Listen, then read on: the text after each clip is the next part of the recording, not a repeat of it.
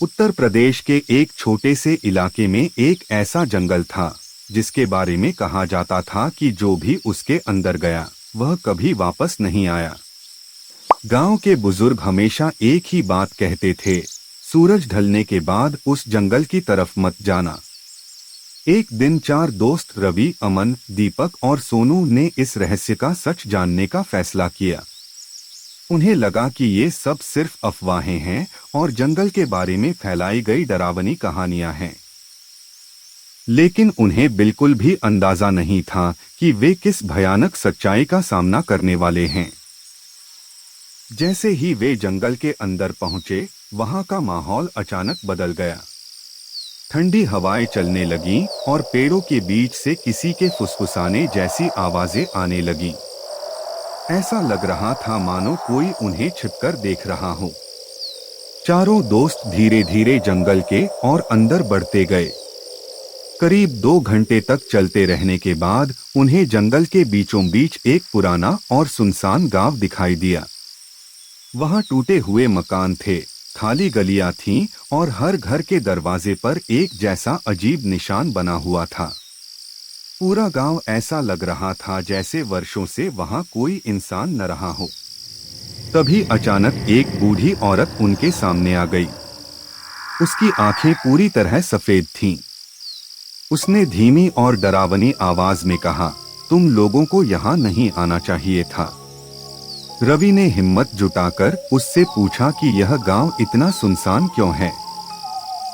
बूढ़ी औरत ने बताया कि कई साल पहले यह गांव एक भयानक श्राप का शिकार हो गया था।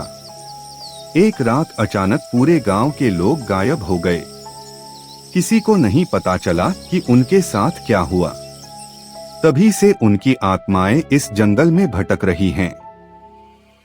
यह सुनकर चारों दोस्तों के चेहरे का रंग उड़ गया।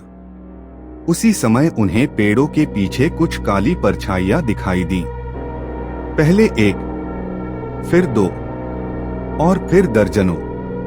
वे सभी धीरे धीरे उनकी तरफ बढ़ने लगी।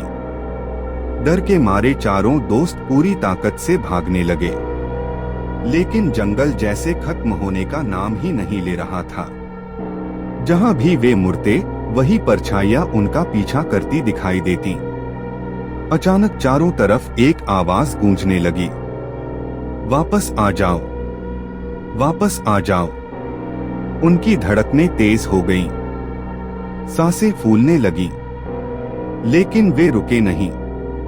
काफी देर तक भागने के बाद आखिरकार सूरज की पहली किरण जंगल पर पड़ी और उसी पल वे जंगल से बाहर निकलने में सफल हो गए। उन्हें लगा कि अब सब कुछ खत्म हो चुका है, लेकिन असली डर तो अभी बाकी था। घर पहुंचने के बाद रवि ने गांव के पुराने रिकॉर्ड खंगालने शुरू किए। तभी उसे एक पुरानी तस्वीर मिली। तस्वीर देखते ही उसके पैरों तले जमीन खिसक गई। उस तस्वीर में वही 4 दोस्त खड़े थे, रवि, अमन, दीपक और सोनू। लेकिन तस्वीर नई नहीं थी। वह तस्वीर 50 साल पुरानी थी। आज भी लोग कहते हैं कि जंगल के अंदर वह रहस्यमयी गांव अब भी मौजूद है और हर साल कुछ नए लोग उस गांव का हिस्सा बन जाते हैं। क्या पता अगला नाम आपका हो।